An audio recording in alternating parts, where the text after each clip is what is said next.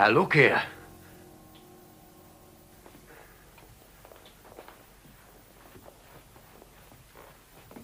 But, Mum... Close the window, John.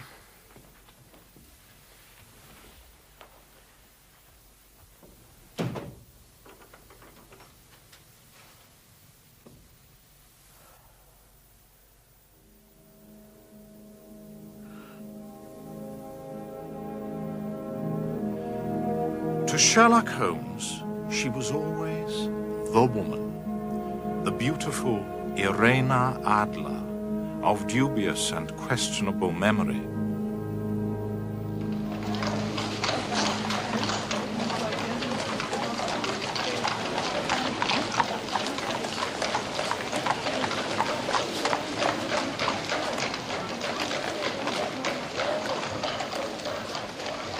At the time of our involvement in the Irena Adler case, Holmes and I had been sharing rooms in Baker Street for some years.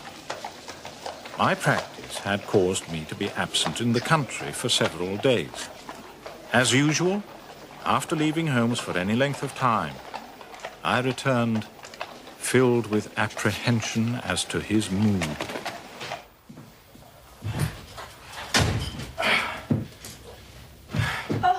Oh, hello, Mrs. Hudson. Dr. Watson, just look at you, half soaked to the skin. Yes, well, I'm not surprised. I have just spent 20 minutes standing in the pouring rain waiting for a cab. Won't do that old wound of yours any good getting so wet, Doctor. Oh, no. Just take this coat and your hat. See that they're properly dry. Mrs. Hudson, I haven't eaten all day. Do hope supper will be up very soon. That's very doubtful. I don't know what's come over Mr. Holmes. He seems to be all on edge. I'm not to bring up supper until I'm called. Those are his orders. Thank you, Mrs. Hudson.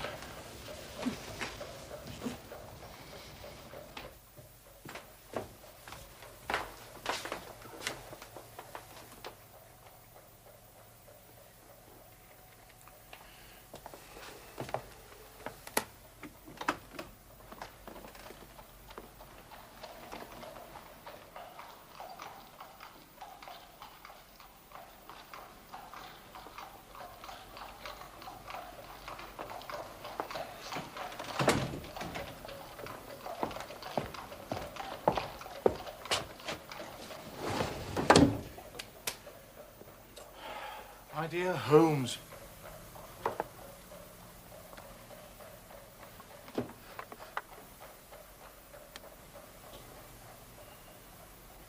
What is it tonight?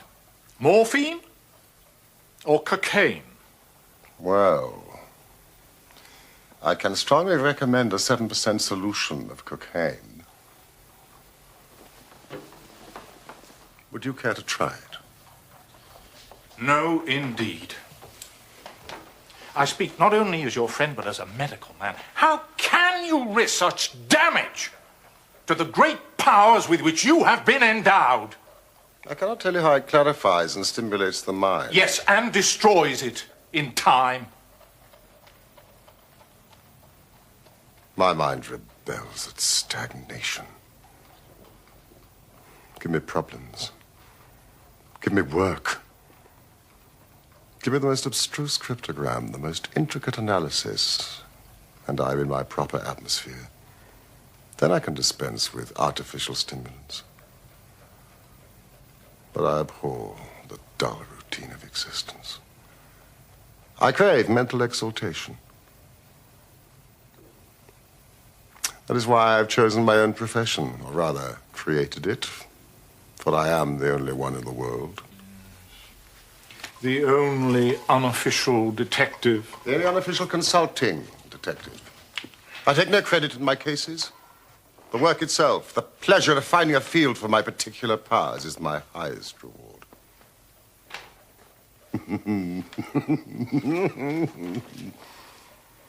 You can close that drawer.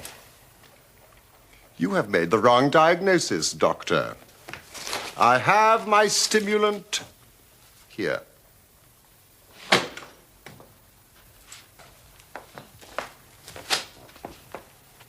I hope you enjoyed your week in the country. It was good for the appetite. Incidentally, I do wish you would ring for supper.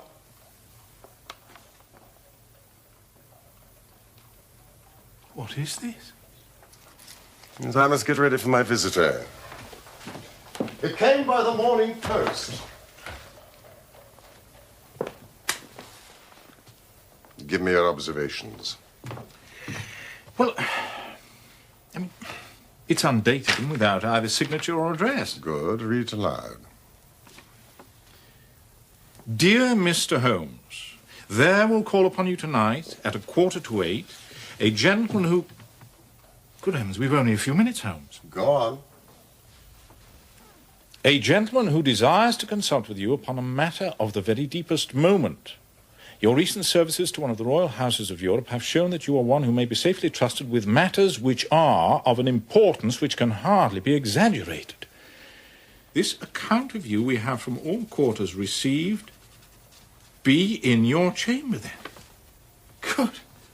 Good heavens, this is a mystery indeed. What do you imagine it means? Well, I have no data yet. It is a capital mistake to theorize before one has data.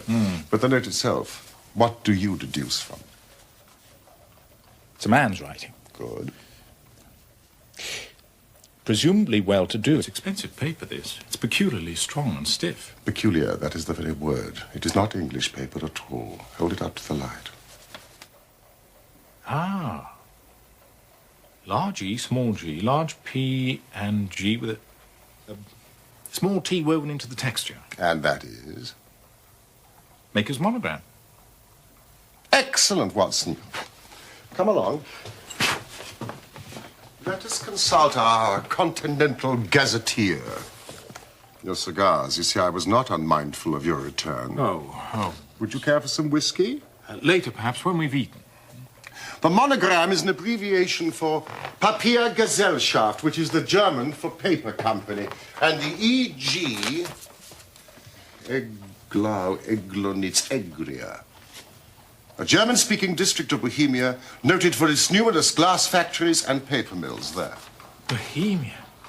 The kingdom of Bohemia. And the note is written by a German. You see, this account of you we have from all quarters received. Only a German is so uncourteous to his verbs. So we are to expect a German from Bohemia. Here he is. Drawn by a pair. A nice little broom. There's money in this case, Watson, if there's nothing else. Holmes, I think your visitor will want me out of the way. Not a bit, Doctor. Stay where you are. I am lost without my Boswell. But he sounded so secretive. I may need your help, and so may he. Now stay in that armchair and give me your full attention. Here he comes.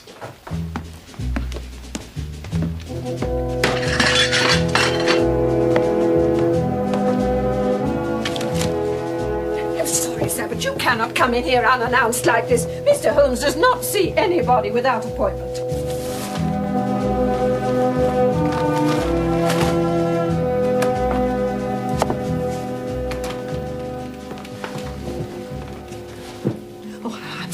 Mr. Holmes, there was nothing I could do. It's perfectly all right, Mrs. Hudson. If you would kindly leave us and close the door. Thank you.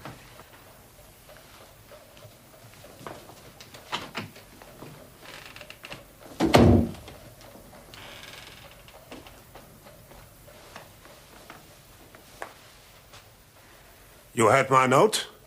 Yes. Pray take a seat. This is my friend and colleague, Dr. Watson, who is occasionally good enough to help me in my cases. How do you do, sir?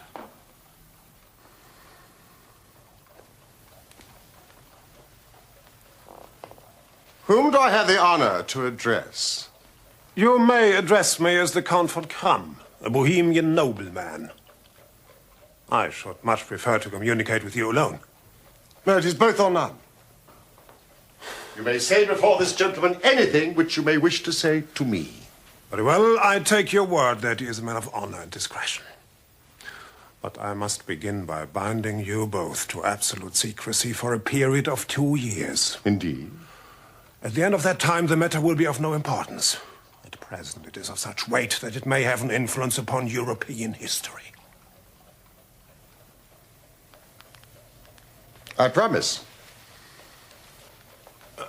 And I.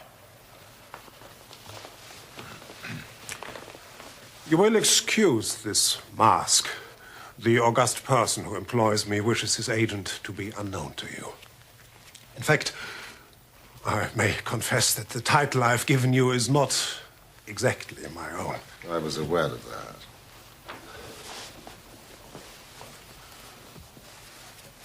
The circumstances are of great delicacy. Every precaution must be taken to prevent an immense scandal which would seriously compromise one of the royal houses of Europe. To speak plainly, the matter concerns the great house of Ormstein, hereditary kings of Bohemia. I was aware of that too, Your Majesty.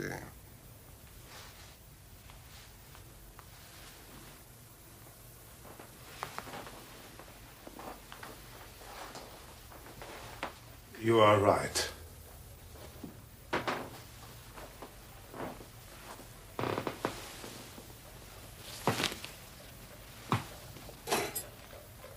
I am the king. Why should I attempt to conceal it? Why indeed? Your Majesty had not spoken before I was aware that I was addressing Wilhelm Gottschalk Sigismund von Ormstein, Grand Duke of Kassel-Felstein and hereditary king of Bohemia, and in passing, the finest duelist in Europe. You have killed 4 opponents. Honorably. Of course.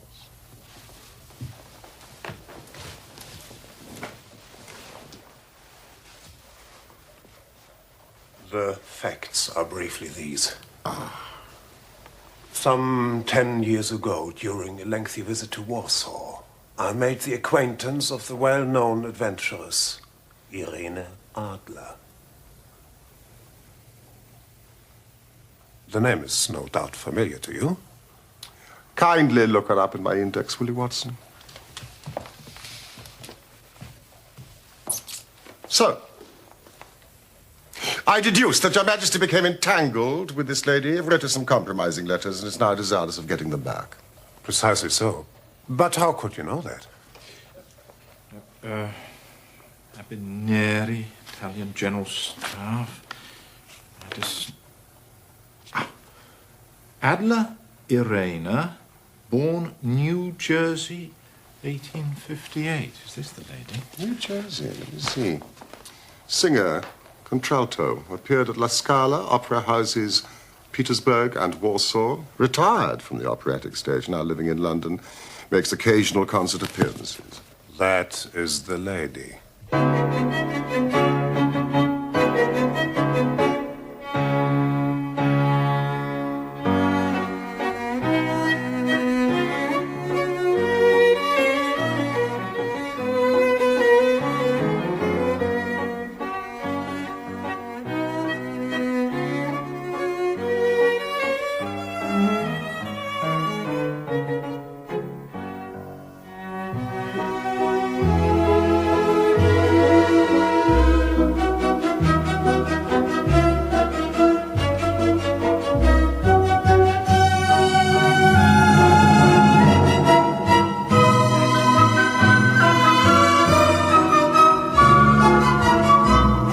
Was there a secret marriage?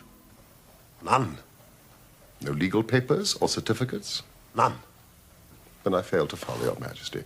If this person should produce your letters for blackmailing or other purposes, how is she to prove their authenticity? There is the writing. Poo-poo forgery. My private writing paper. Stolen. My own seal. Imitated. My photograph. Bought. We were both in that photograph.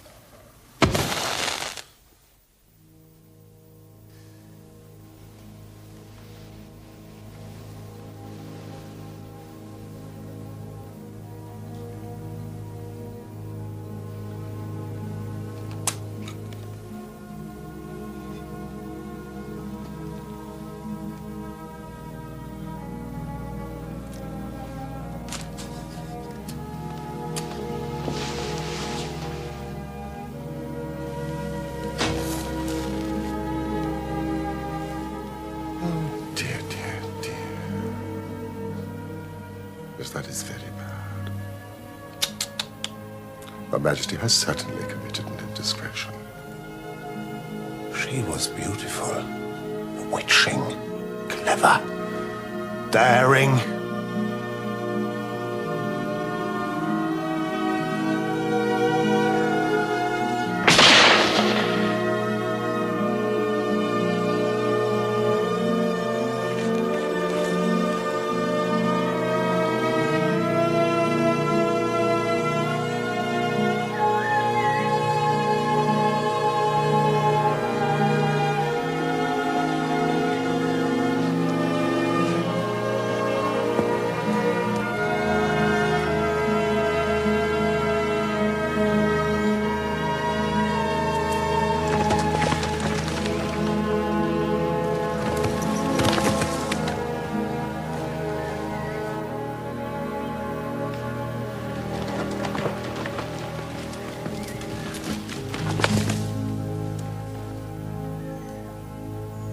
I was only Crown Prince then. I was young.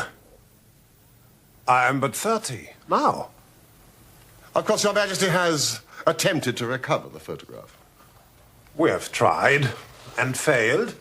Then Your Majesty must pay. It must be bought. She will not sell. Stolen, then? 5 attempts have been made. Twice, burglars in my pay ransacked her house. Once we diverted her luggage when she traveled. Twice she has been waylaid. There has been no sign of it. Huh. You laugh. It is serious. Yes. Yes, it is very serious indeed. Well, what does she propose to do with this photograph, if not to extort money? To ruin me. Huh. I'm about to be married. So I've heard. To the Princess Clotilde Lothman von Saxe-Meiningen, second daughter to the King of Scandinavia. It is a brilliant match. Precisely. But you will know the strict principles of her family. She's herself the soul of delicacy. A shadow of doubt as to my conduct would bring the matter to an end.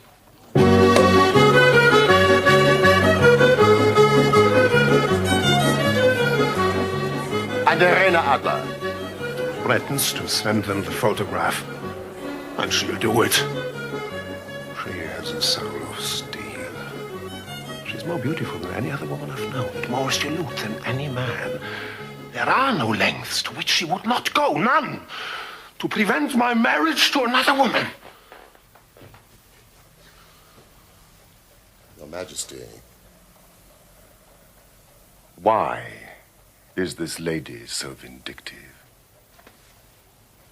Oh, there was once some talk of marriage. Ha!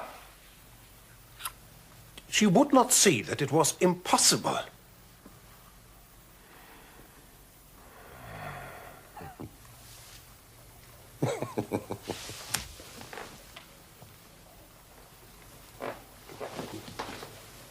You are sure that she has not sent the photograph yet? I am sure. Why? It may be on its way at this very moment. Because she has said that she would send it on the day when the betrothal was publicly proclaimed. That will be next Monday. And I must leave London on Friday to be home for the ceremony. Ah, then we do have 3 days. Well, that is very fortunate, for I do have other matters in hand. Where can I find Your Majesty in London? At the Langham Hotel. As the Count von Krumm, remember? Yes, of course. And as to expenditure?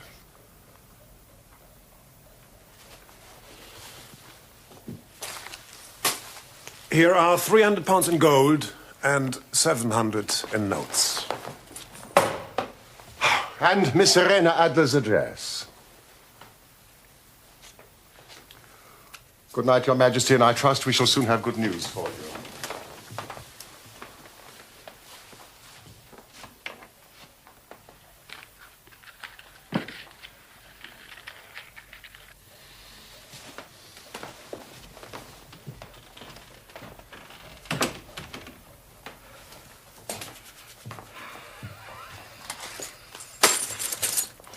Holmes, We can dine at Romano's.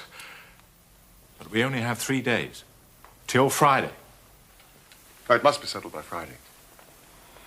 The composer Tchaikovsky is conducting his own works at the St. James's Hall. No, no, no.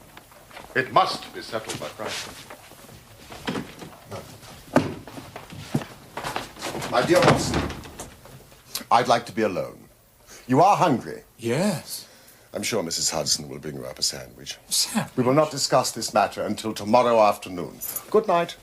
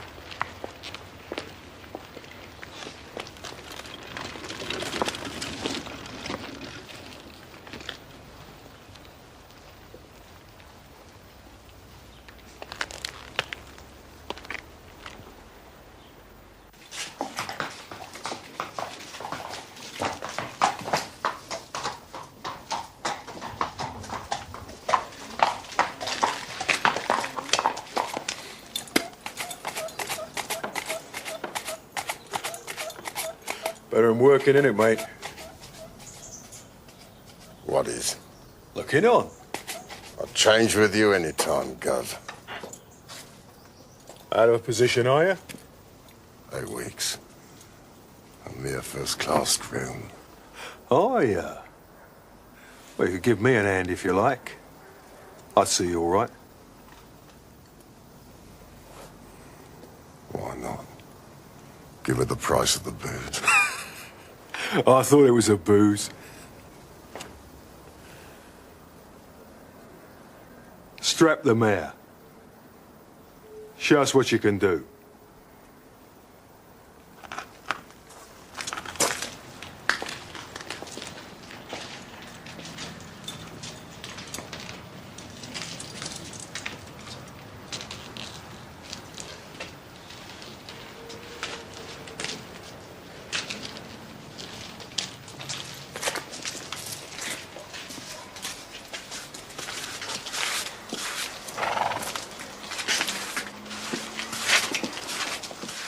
I spent a couple of hours with the cabbie and his cronies.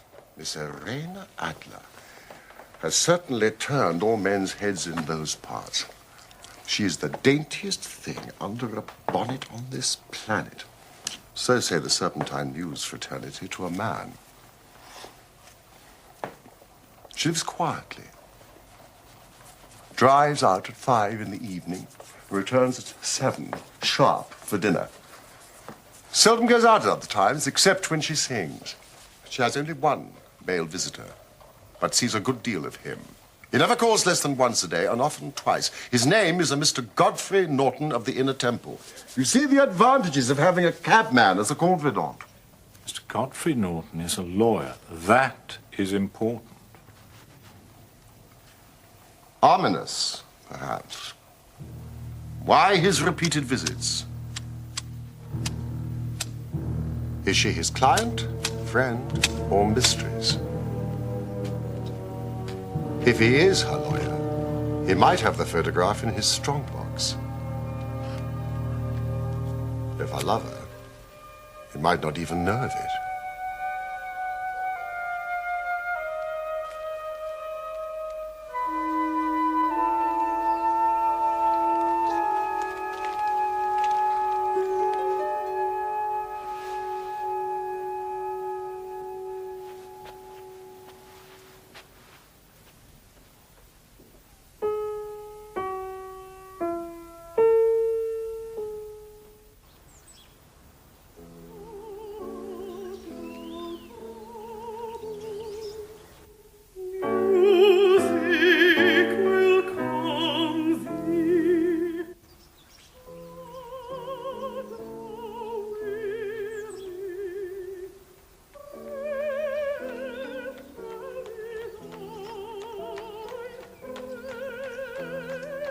She had just begun to sing.